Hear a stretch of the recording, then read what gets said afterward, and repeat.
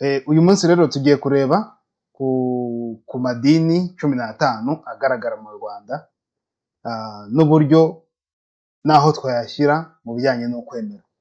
Hari ahari ukwemera kuzuye, hari abemera ngo ufite utuntu baburamo duke cyangwa se tudahura cyane n'ibiri muri Bibiliya. Hari imyemerere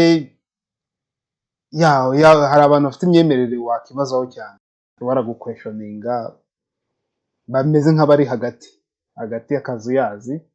Noneho tukagirira imyemerere y'abantu utamenya iyo ituruka, ishobora kuba ituruka ku muntu ku giti cye, imyemerere iva ku bantu ku giti cyabo bihimbiye imyemerere runaka, noneho hakaba n'abandi batari abakristo. Ubwo rero mu gutangira, kadutangirire ku badivantiste b'umunsi wa karindwi.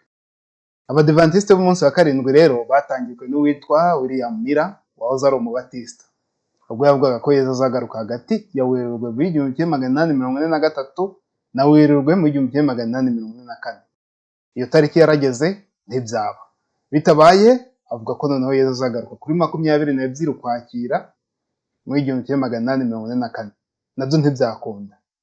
Rero abadivantiste b'umunsi wa karindwi bafite ibintu bizereramo, nk'icya mbere wenda twafata nk'urugero, Kiliziya Gatolika ni Babiloni, Papa ni Antikristo. Mu minsi ya nyuma gusenga ku cyumweru ni ikimenyetso cy'inyamaswa. Birumvikana ko bo bafata ko abantu bose basenga ku cyumweru ari abantu bariho ikimenyetso cy'inyamaswa.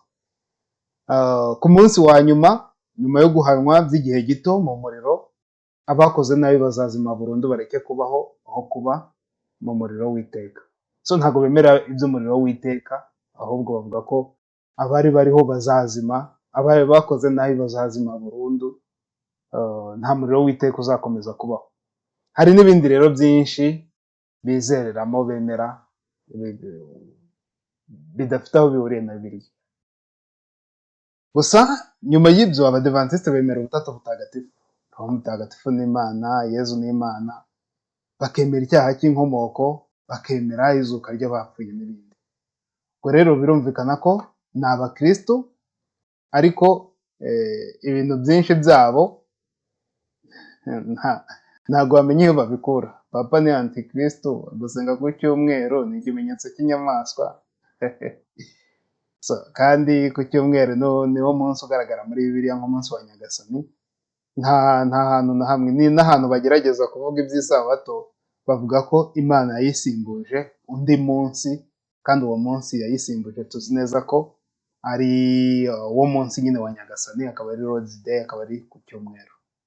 Ibyo ndumva bigaragara mu Baroma, ahantu bavuga ko Imana yasimbuje umunsi wahozeho ikawusimbuza undi. Ku bakurikira rero turakurikizaho aba Mormons cyangwa se LDS cyangwa se The Church of Jesus Christ of Latter-day Saints. Aba rero aba Mormons bashinzwe n'uwitwa Joseph Smith mu 1820, muri iyo myaka yo mu 1820, yeretswe ko ubwo yari yerekwa ko nta torero na rimwe rya Kristo rigisigaye, ko ari we ugomba kurishinga, nuko yandika n'igitabo cy'aba Mormons. Ubwo rero bemera ko Imana Data yari umuntu, yabayeho akaza kuzamurwa ku bumana. Bavuga ko ubutatu ari Imana imwe. Ntibavuga ko ubutatu ari Imana imwe, ahubwo bavuga ko ari Imana eshatu zitandukanye, ko habaho n'izindi Mana nyinshi uretse izo eshatu. Bemera ko umuntu yaba Imana nk'uko n'Imana Data yabaye Imana kandi yari umuntu usanzwe. Rero bavuga ko Imana Data yari umuntu usanzwe, aza kubaho, agera ku kigero cy'ubumana, nuko aba Imana Data. Nuko ubwo rero urumva ko Imana Data bemera ni Imana nayo ifite uwayiremye kugira ngo ibe umuntu. So rero ibyo byose rero by'aba Mormons bimeze gutyo. Bemera kandi ko icyaha cya Adamu ari igikorwa cy'ubutwari, ni igikorwa cy'ubutwari cy'ubupfura rwose, ngo Adamu yakoze kugira ngo umuntu abashe gupfa, noneho namara gupfa abe Imana. Kandi bavuga ko buri muntu wese agomba kuba Imana. Kubera iyo mpamvu rero aba Mormons ntago ari abakristo, ntago ari abakristo kuko abakristo, Kristo ni Imana kandi Imana data ntago yigeze iha umuntu, ntago yigeze iba muri ubu buzima, ntago yabaye hari umuntu, kuko iyo aba hari umuntu yari kuba nawe yararemwe. Ubwo rero abakristo Imana bemera ni Imana data, Imana rugira, Imana rurema, mbese Imana ya yindi iri hejuru y'ibindi biremwa byose. Imana abakristo bemera ntago ari materiel, ntago ari ikintu cyaremwe cyangwa se cyabayeho ari materiel, ahubwo ni Imana, ni umwuka, ni Imana iri inyuma y'ibindi byose, ahubwo ariyo yaremye ibindi bintu byose tubona. Kuri gatatu rero dushobora gukurikizaho Rastafari. Rastafarianism cyangwa se Rastafari yavutse mu 1930 muri Jamaica. Bemera ko Imana ari imwe yitwa Jah, cyangwa se bakunze kwita ngo Jehova, ariko bavuga Jah, iba muri buri muntu, mu mvugo bakunze kuvuga ngo God is man, man is God. Imana ni umuntu kandi umuntu ni Imana. Icyo rero kandi ko umwami w'abami wa Ethiopia, Haile Selassie wayoboye kuva mu 1930 kugeza muri 1974 ari Jah wigize umuntu.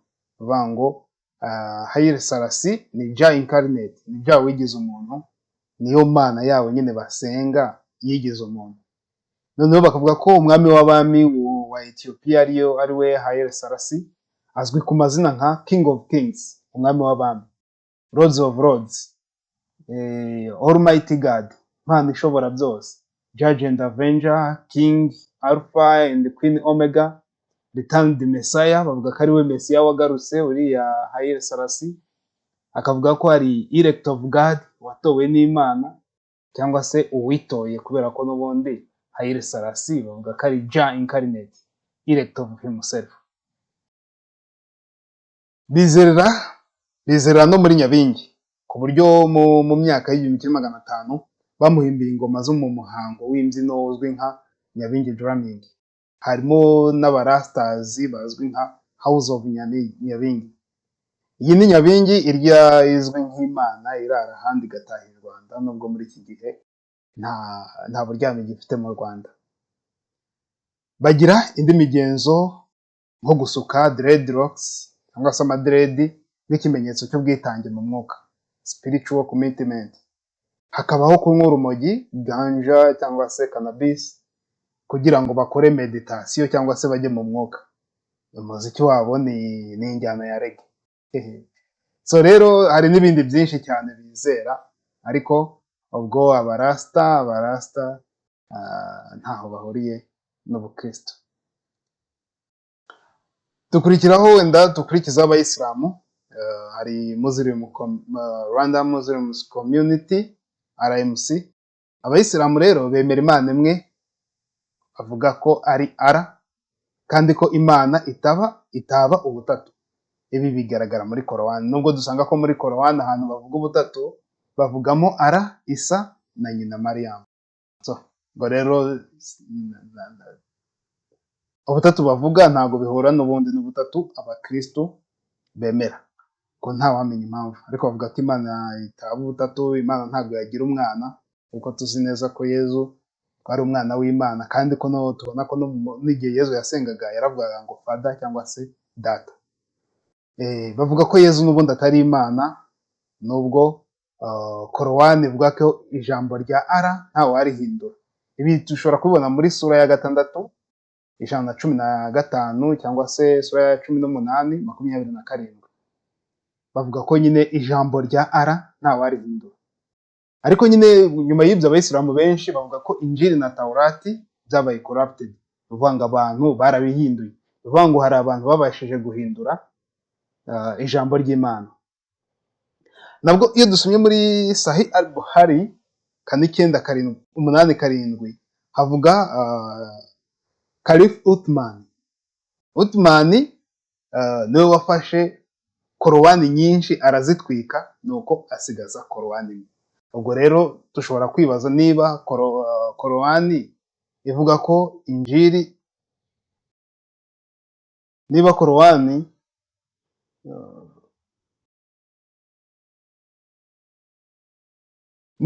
ivuga ko injiri cyangwa se injiri na tawurati byizewe kandi ko ibikonfirima, ariko tugasanga korowani y'ubu ntabwo ihura n'ibyo ivanjiri cyangwa na tawurati bivuga.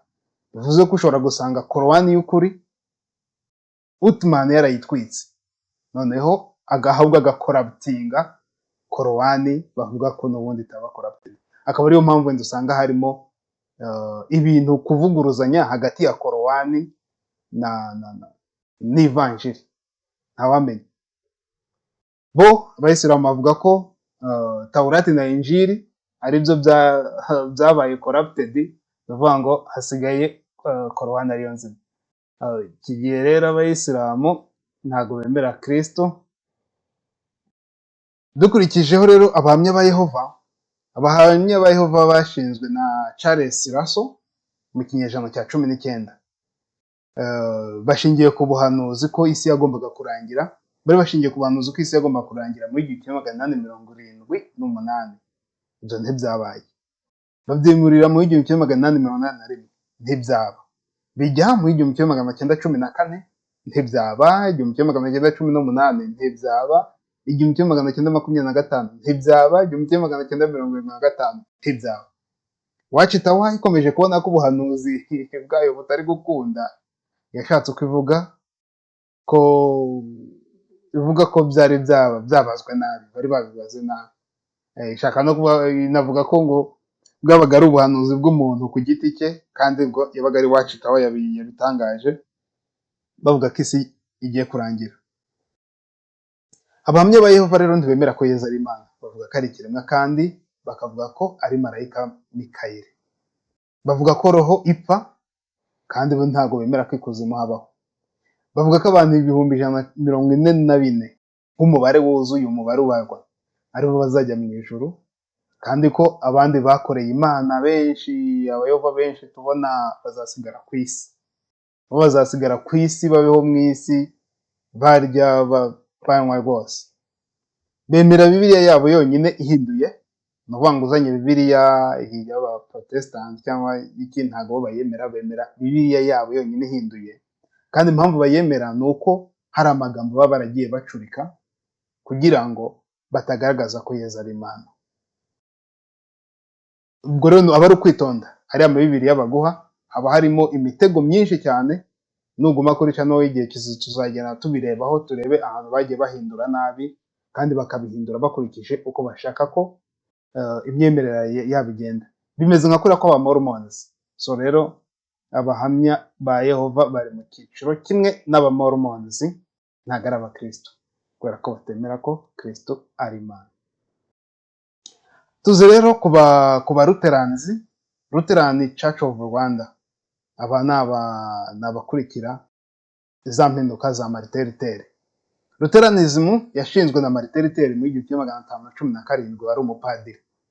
Bemera ko icyo bagenderaho cyonyine ari Bibiliya, Bible alone, nubwo bagendera no ku bintu byinshi nyine Martin Luther yigishije. Ubwo rero ugazaga Bibiliya niyo church Luther yashinze. Wenda hari nayo wasanga batayemera, bemera Bibiliya gusa ntawamenya. Amasakramentu bemera ni abiri, ni batisimu na Eucharistia, Holy Communion. Bavuga ko Yesu ari muri Eucharistia koko. Bavuga ko umuntu akizwa no kwizera konyine, kwizera gusa. Mu gihe Yesu we agira ati kuko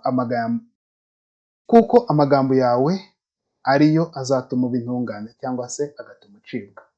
Bavuga ko ukwizera konyine ariko kwagira umuntu intungane.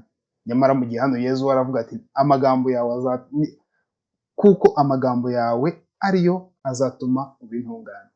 Bityo ibi ngibi ntabwo babyumva, ntabwo ibi byo Yesu yavuze ntibabyemera.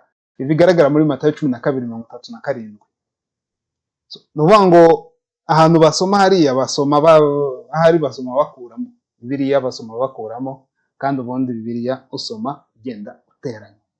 niba harahavuze ngo ufashe umukene, ahandi hakavuga ngo wite kubabaye, ntabwo ari ukwita kubabaye gusa, nta nubwo ari gufasha umukene gusa, ahubwo ni ukwita kubabaye no gufasha umukene. Niba tubona ko ukwizera, dukeneye ukwizera niko kugira umuntu intungane,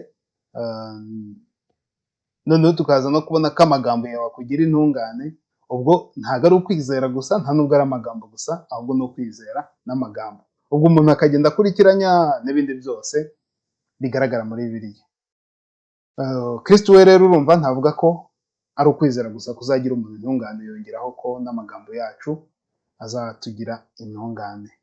Bityo ntabwo ari ukwizera gusa nk'uko Yakobo abivuga muri Yakobo 2:16, ukwizera kutagira ibikorwa kuba kwarapfuye.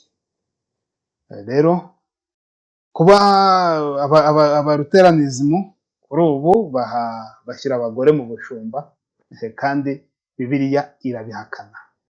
Ubwo rero abaruteri kuba bajya baha abagore ubushumba, ibintu byabo dushobora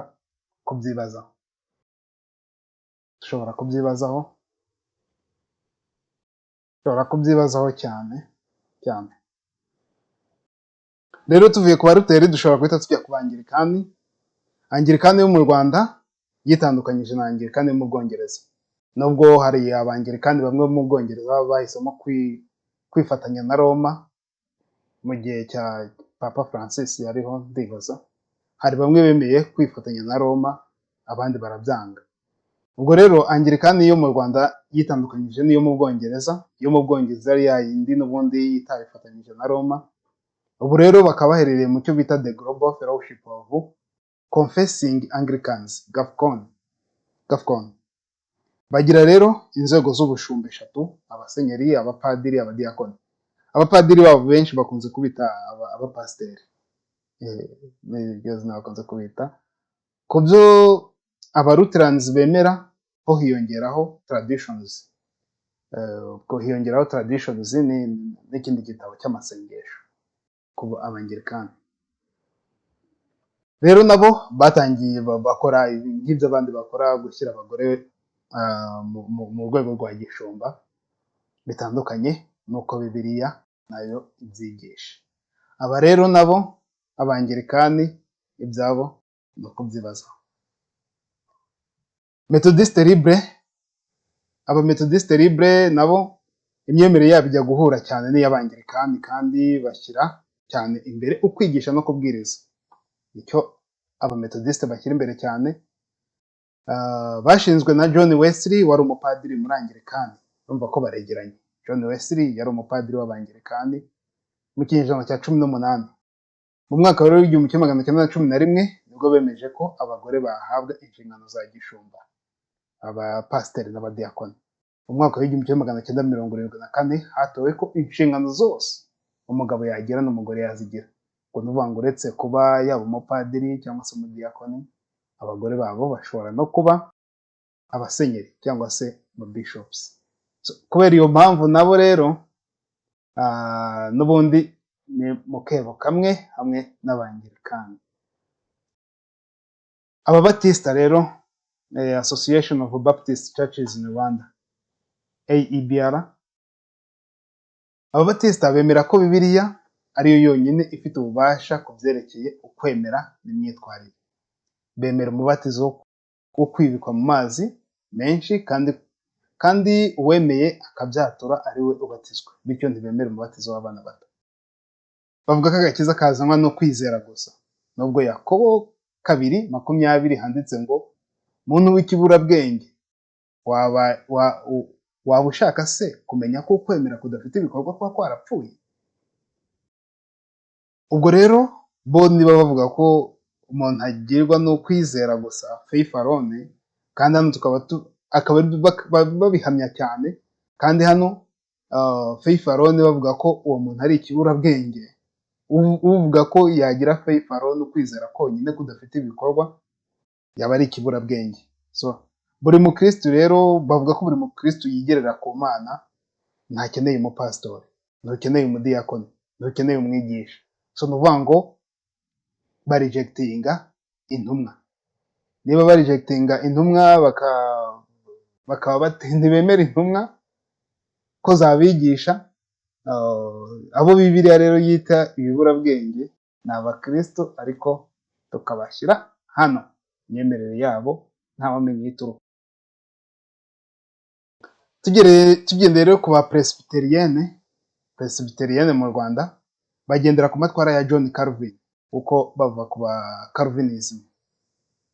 Imyemerere yabo ihura n'iy'ababatisita, ariko bo bakemera batisimu y'abana n'umubatizo wo ku gahanga. Kubatizo wo ku gahanga yaba sprinkling cyangwa se pouring. Noneho ariko ibyo ngibyo bigakorwa mu izina ry'Imana Data na Mwana na Roho Mutagatifu.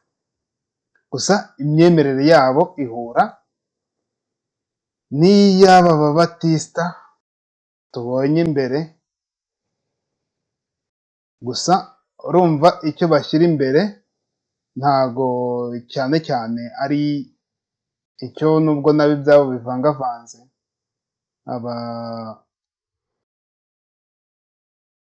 aba presbyterienne n'ubundi dushobora,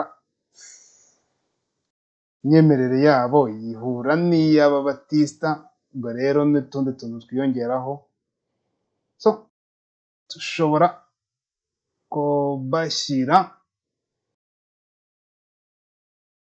muri aba bakristo nabo bagendera ku kwizera konyine. Muri aba bakristo bafite ukwizera ariko bagendera no kuri, bakaba bafitemo traditions, ariko ugomba gukweshoninga ukibaza ibyabo bimeze bite. Noneho Evangelical Restoration Church imyemerere yabo ni nk'iy'ababatisita, ariko hakiyongeraho gushishikarira kwamamaza inkuru nziza basangiza abandi ukwemera. Aba rero n'ubundi aba Evangelical ntago bemera abashyizweho n'intumwa, abasimbuye intumwa ntibabemera. Kuvuga ngo umuntu ni padiri ni pasiteri, kuvuga n'iki, mwese muri kimwe. Abakristo bose buri mukristo yakigererayo, zose ni kimwe. Noneho tuvuye kuri restoration tujya kuri gakondo. Idini gakondo rero kubandwa no guterekera. Mbere y'umwaduko wo kubandwa no guterekera, abanyarwanda bari bazi Imana, bahitaga Rugira, bakayita Rurema, bakayita Iyakare n'andi mazina menshi. Ubwo rero ishitani Nyabingi rimaze kwinjirira u Rwanda, habayeho ko abanyarwanda bareka ya Mana ya kera na kare, ya Mana ya kare bitaga Rugira, Rurema, barayiretse bayiyoboka Nyabingi kubera yari itangiye kuzana ibintu by'ibitangaza biri aho, bakora ibintu byo guterekera n'ibindi. Rero kuwa 26 Ukwakira mu 1946 nibwo umwami Charles Pierre Mutara wa gatatu Rudahigwa yanyaze u Rwanda Nyabingi, arwegurira Imana ya kera na kare abanyarwanda bari bazi nka Rurema, Rugira n'andi mazina menshi. Iyo yigaragaje mu mwana wa Yezu Kristo wavukiye i Nazareti, nibwo u Rwanda rero rwatuwe Kristo umwami. Kubandwa Nyabingi, guterekera Ryangombe n'abazimu, ibyo byaje hagati, ariko abanyarwanda ba kera rwose bari bazi Rugira, Rurema n'ibindi. Iri rero ni ibya gipagani hamwe n'abahamya ba Yehova n'abarastafari, cyane ko abantu begereye abarastafari bahuje Nyabingi. ADEPR rero, ADEPR aba Pentecostals, kuko ADEPR yashinzwe bari bavuye muri Suwede baba missionnaire. Aba Pentecostals bashyira imbere cyane impano z'umwuka wera, harimo nko kuvuga mu ndimi, guhanura, ibitangaza, gukira n'ibindi. Imyemerere yabo y'ibanze ihuriweho n'andi madini ya giprotestanti menshi cyane. ADEPR muri iyi minsi nayo yaje kwemera ishyirwa mu bushumba ry'abagore. So rero ADEPR ni kimwe na Methodiste na EPR, zose imyemerere yabo iri ku kigero kimwe, kuko bose baje kuvangamo ishyirwa mu busaserdoti cyangwa se mu nshingano za gishumba ry'abagore. Orthodox Orthodox rero ibyo bemera byinshi babihuriyeho na Kiliziya Gatolika, ariko ntibemera ko Roho Mutagatifu akomoka ku Mana Data no kuri Mwana. Bemera ko Roho Mutagatifu akomoka ku Mana Data gusa, ariko kuri Mwana wapi. Ibi rero nibyo bijyana n'akantu bakunze kuvuga ngo filioque kuri Yezu Kristo, birengaho mu ndangakwemera.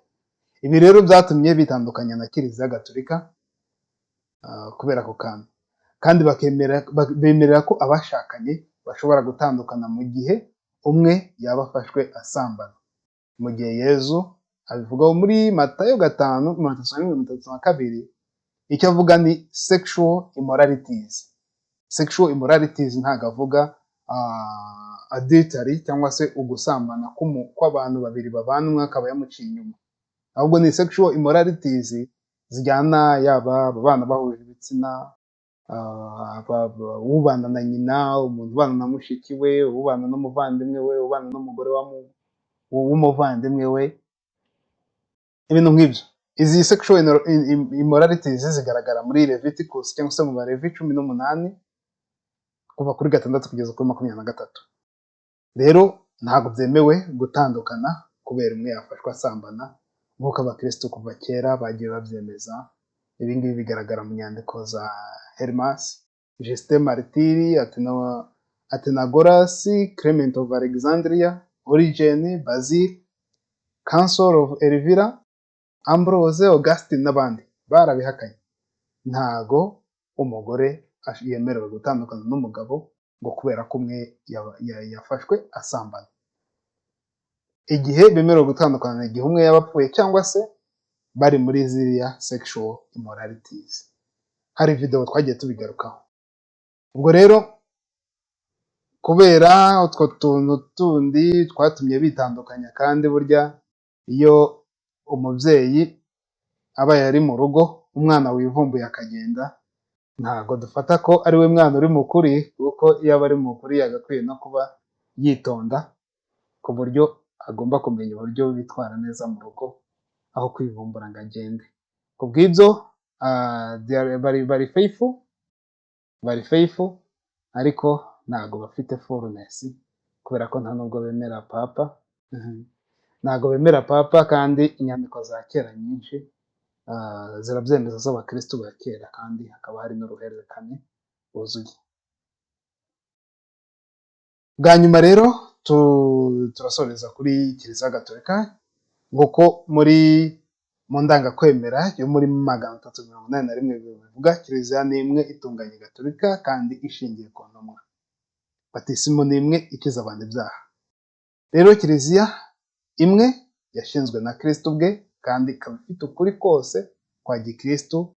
Ahandi madini cyangwa se amatorero yose avoma ukwemera kwayo, niyo yonyine usangana fullness of the truth. Ni ukuvuga ngo ni wenda wajya ku buryo usanga inyigisho zitarimo kuvuguruzanya, inyigisho zitavuguruzanya, hatarimo kuvuguruza Bibiliya, ahubwo bagenda bateranya. Ni muri Kiliziya Gatolika, so ari naho harimo fullness of the truth. Yego, ubwo rero ni uru rutonde nuko bimeze. Ufite rero igitekerezo ntiwabura kukiduha muri komanteri. Ubwo rero Kiliziya ni imwe itunganye Gatolika. Ntibagirwe kandi gusangiza abandi iyi video kugira ngo bakomeze nabo bamenye ibyerekeye no kwemera. So